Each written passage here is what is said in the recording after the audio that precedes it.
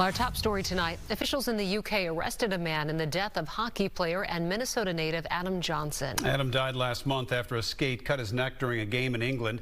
Our Babs Santos has been reporting on Adam's death since it occurred. He joins us now with the latest on these developments out of England tonight. Babs? Well, Randy and Kelsey, details are still sparse, but we do know law enforcement in central England says a man remains in police custody after his arrest today.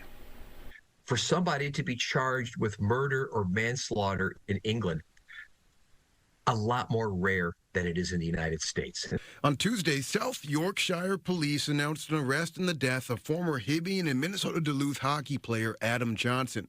At just 29 years old, Adam died late last month while playing for the Nottingham Panthers. His neck was slashed open in a horrific in-game collision with a defender.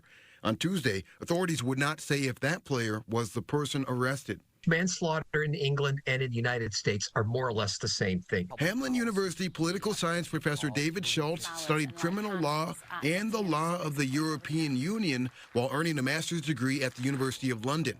He says similar to U.S. law, a potential charge of manslaughter covers reckless and negligent acts that demonstrate a willful indifference to human life, whether or not intentional. But there are a couple of differences if this suspect is formally charged and later convicted. We punish with much longer terms in prison than does England. Schultz also points out England does not have a rule to exclude illegally obtained evidence from being used in court to prove guilt, making it potentially easier to get more evidence in during a trial. You know, even though they're saying suspicion of manslaughter, it's still, since he hasn't been charged yet, there's nothing that precludes them from multiple charges, maybe even charging with a murder at this point. I reached out to Adam's family earlier today. In a previous interview with his aunt, she let on that the family desperately wanted this thorough investigation into his death. Tonight, of course, she simply apologized, saying they're unable to comment right now. Kelsey? All right. Thanks, Babs.